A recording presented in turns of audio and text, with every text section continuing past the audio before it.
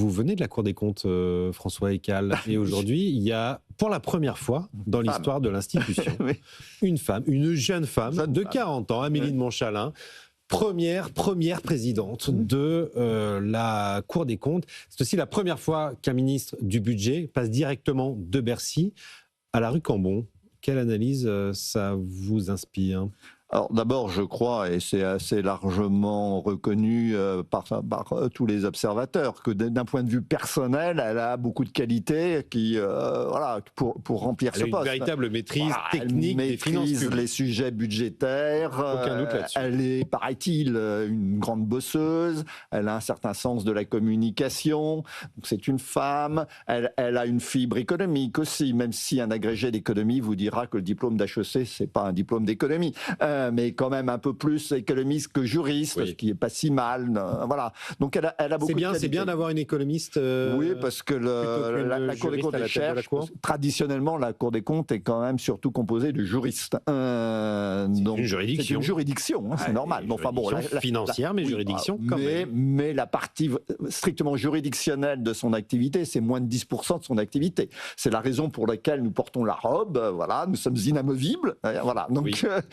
Mais ça n'est qu'une toute petite partie de son activité. Donc, il y a deux problèmes que pose la nomination d'Amélie de Montchalin.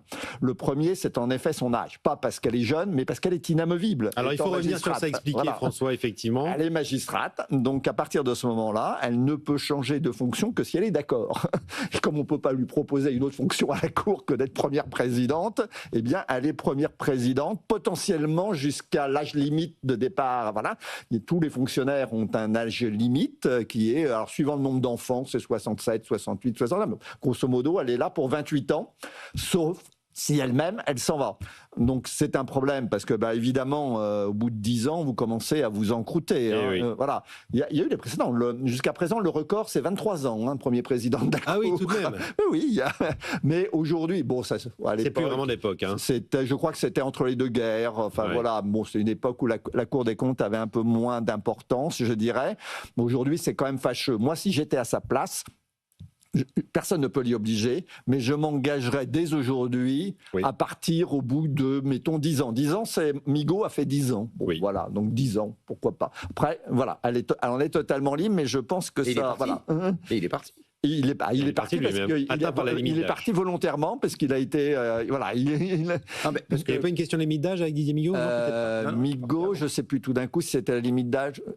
Aussi, comme il a été nommé tout d'un coup, j'ai un trou. Bon, à la haute autorité pour la transparence de la vie publique. On peut se dire qu'Amélie de Montchalin qui a quand même talent, attendez, je termine. Deuxième problème. Notre avenir. Voilà, deuxième problème, celui dont on parle le plus, c'est qu'en effet, elle est jusqu'à hier, elle était ministre des Comptes publics et du budget. Vous anticipez ma question. Elle va être à la fois juge et partie. Bon, c'est vrai, mais d'un autre côté, moi, je relativise beaucoup ce problème en rappelant que une des valeurs cardinales de la Cour, comme de toutes les juridictions d'ailleurs, c'est la collégialité. Donc les décisions de la Cour, ce qui est écrit dans les rapports de la Cour, c'est pas le premier président qui dicte au rapporteur. Moi, j'ai écrit pendant 8 ans le rapport annuel de la Cour sur la situation des finances publiques, qui est un des plus suivis par les médias. Absolument. C'est pas le premier président qui me disait ce que je devais écrire. Je le faisais moi-même et je discutais beaucoup plus avec mon président de chambre et avec les conseillers maîtres qui étaient dans la même chambre, etc. On faisait le rapport. À la fin, il arrivait à un comité où il y avait les présidents de chambre et le premier président. Le premier président avait une voix sur les autres. Et puis, si jamais il y avait éventuellement, et c'est arrivé, à la fin, ce type de rapport est présenté devant l'Assemblée des conseillers maîtres, où il y a quelques dizaines de conseillers maîtres. En général, ils sont adoptés par consensus, ce qui fait la force de la Cour des comptes. Et il est arrivé une fois sur le rapport finances publiques qu'il y a un vote, parce qu'il y avait quelques conseillers maîtres qui trouvaient quand même le message était un peu trop austéritaire, etc. Voilà, donc il y a eu un vote, ils étaient très très largement minoritaires. Voilà, et dans ces cas-là, le premier président, il a une voix sur une centaine de voix, c'est tout. Donc c'est pas lui qui écrit les rapports. Après, le problème, en revanche, qui est quand même dans l'esprit du public, c'est pour ça quand même, je dis il y a quand même un problème, c'est que c'est lui qui parle. C'est lui qui parle aux journalistes. Oui, bien sûr. C'est le porte-parole.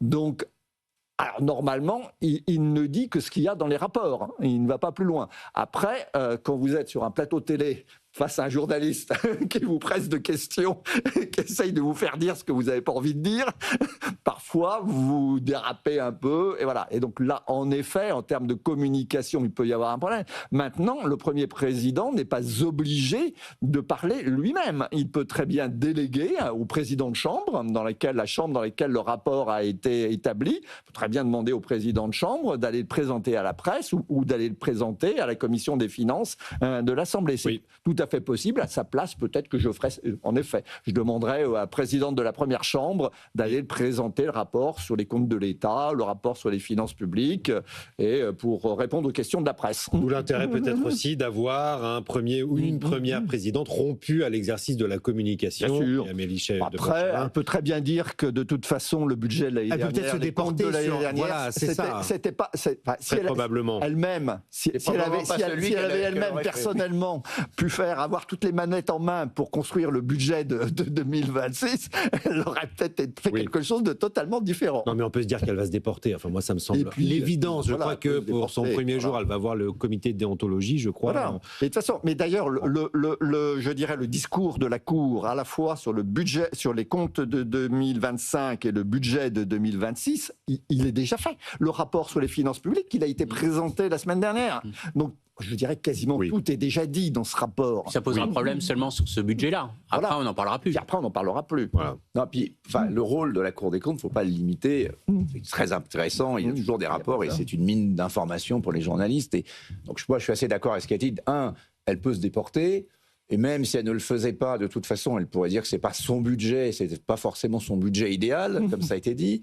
3, est-ce qu'on doit se concentrer simplement sur ce budget qui était quand même une situation un peu exceptionnelle d'un point de vue politique, et pas plutôt sur ce que n'a pas dit France, c'est le rôle aussi de la Cour des comptes vis-à-vis des commissions des finances, des assemblées.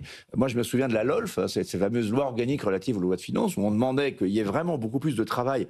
Alors pour le coup, sur les dépenses... Vieux sujet, mais vrai sujet. On a quand même fait, avec cette réforme des lois de finances, œuvre utile. Encore faut-il s'en servir vraiment pour pouvoir offrir aux députés, notamment, enfin aux parlementaires, les moyens de contrôler, de faire en liaison avec la Cour des comptes, un vrai contrôle.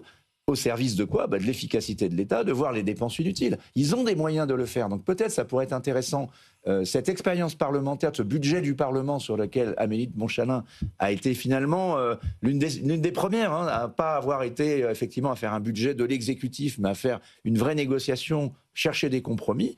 Moi, je serais elle, j'utiliserais tous les leviers, notamment constitutionnels, avec la LOLF et avec ce travail parlementaire qui peut être fait, de vraiment faire travailler ensemble les magistrats de la Cour des comptes et les commissions des affaires sociales ou des finances pour regarder ce qu'il y a dans les comptes publics, ce qu'il y a dans les dépenses publiques et comment on pourrait rendre la dépense publique plus efficace. Ça, on va y arriver avant 2027.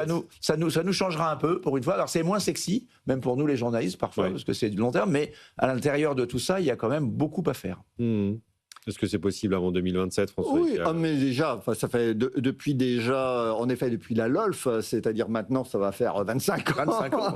Non, pas depuis la LOLF. Oui, la dépense publique, elle n'a pas beaucoup baissé depuis 25 ans. En réalité, c'est depuis la réforme constitutionnelle de Sarkozy de 2008 qu'on a écrit dans la Constitution que les commissions des finances de l'Assemblée et du Sénat peuvent demander à la Cour des contrôles, etc. Et ils le font de plus en plus. Donc il y a de plus en plus de rapports de la Cour des comptes qui sont demandés par les commissions des finances, et donc la Cour des comptes est de plus en plus au service quand même de l'Assemblée et du Sénat.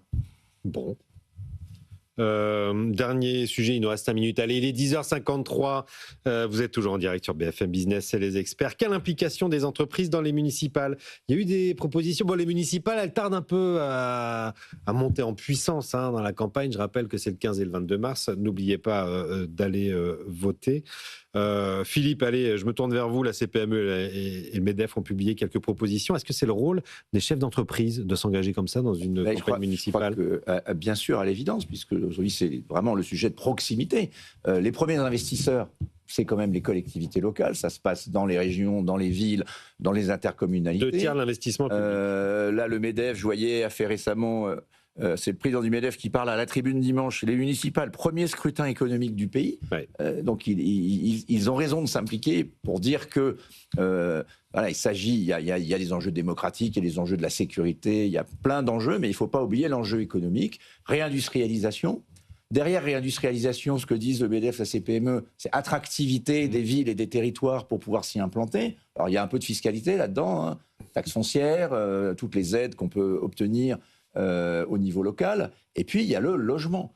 Le logement, c'est quand même la crise. L'angle mort. C'est l'angle mort, là, franchement, de la politique de Macron, le sujet qu'il n'a pas traité. Alors ça y est, enfin, le Cornu a pris l'engagement, on va voir s'il y arrive, de créer 2 millions de logements. Mais c'est vrai que pour les entreprises, quand vous dites « je vais faire une usine à tel ou tel endroit », s'il n'y a pas les logements, s'il n'y a pas les écoles, si les villes n'ont pas les équipements nécessaires, les gens n'ont pas envie d'y aller. Et donc c'est un énorme sujet, je pense, pour la France, c'est travailler sur la mobilité du travail. Et la mobilité du travail, c'est effectivement pour les entreprises, effectivement, d'avoir des bonnes relations avec les maires pour dire j'ai un projet, comment est-ce qu'on peut faire pour faciliter les choses. Et on sait que les maires sont parfois réticents à créer des logements, maires bâtisseurs, maires battus. Maires battus, moi j'ai l'impression que c'est en train de se transformer un peu, parce que la crise du logement est devenue tellement forte. Vous voyez, les jeunes aujourd'hui qui sont attirés par les métropoles, mais pas que Paris, les grandes métropoles ne trouvent plus à se loger. Donc comment vous pouvez développer une activité économique si vous avez des gens qui sont de moins en moins bien logés, notamment les plus jeunes d'entre eux, ou à des tarifs, ça pose aussi des problèmes de pouvoir d'achat, c'est plus d'un tiers aujourd'hui du budget des jeunes ménages, quand c'est pas 40%. Voilà un sujet pour, en tout cas pour le MEDEF et pour la CPME, pour toutes les entreprises, de communication positive sur ces municipales. Malgré les actualités parfois plus moroses qu'on a à entendre. Ça, c'est un vrai sujet positif pour le pays. Puis ce qui est surprenant, c'est qu'il y a une véritable attente du public de la parole des chefs d'entreprise, Christian Parizeau. Oui, mais je pense que c'est une contrepartie du budget qu'on a eu, qui était un peu compliqué. Le dernier budget, c'est que les entreprises ont compris qu'il fallait qu'ils communiquent et qu'ils montrent qu'ils existent. Parce que le côté, on met des taxes sur les entreprises, ça n'aura pas d'impact. C'est vrai que pour les ménages, ils se disent, entre payer un impôt sur le revenu en hausse ou un impôt sur l'impôt va être supporté par les entreprises, je le vois pas bien. Sauf que après, à terme, ça joue sur l'emploi, ça joue sur les investissements des entreprises. Donc, je pense que les entreprises ont compris aussi que de pas suffisamment communiquer dans le milieu politique était quelque chose qui se traduisait par plus de fiscalité, que c'était pas bon pour le business. Donc, je pense qu'il y a eu un vrai réveil et je pense qu'il y aura un débat pour les prochaines présidentielles où les entreprises vont être sûrement beaucoup plus présentes. Alors après, est-ce qu'il faut aller aussi des chefs d'entreprise, jusqu'à souhaiter que ça soit un chef d'entreprise qui soit le prochain président? Je pense pas, parce qu'on gère pas une entreprise comme l'État, et je pense que ça c'est un leurre, et c'est beaucoup plus c'est bien différent, il y a beaucoup plus de rapports de force, et le raisonnement politique n'est pas le raisonnement de l'économiste aussi, hein. On le voit souvent quand on discute avec des politiques. Oui, ça de plus en plus, mais ça serait bien de rapprocher les deux un peu parfois. Oui, mais souvent ils comprennent très bien les logiques économiques, mais ils ont les contraintes politiques et de communication et des sondages, et c'est ça souvent qui fait pencher quand on discute avec eux, ils sont souvent très, c'est là où je pense qu'il y a vraiment un problème de communication, parce qu'ils ont tendance plus à raisonner en politique qu'en économiste, et c'est pour ça qu'on se retrouve avec des lois qui sont aberrantes au niveau de leur rentabilité et au niveau de leur impact économique qui est plutôt négatif, où on perd de la croissance mais ça se voit pas, et la croissance perdue se ne voit pas, et ça c'est souvent ça qui est sous-estimé par l'opinion publique. Allez, en 30 secondes, François, on a abîmé un petit peu le lien entre développement économique et fiscalité locale ces dernières années.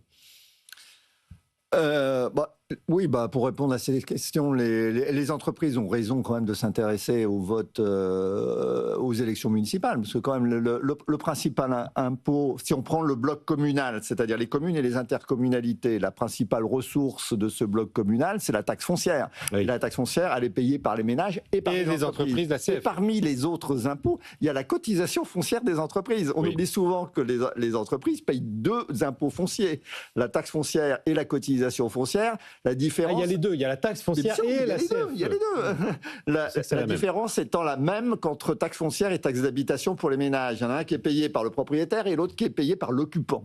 Bon, merci à tous les trois, François Ekal, Philippe Mabille et Christian Parizeau, pour cette émission passionnante, disponible en podcast et replay sur l'application BFM Business.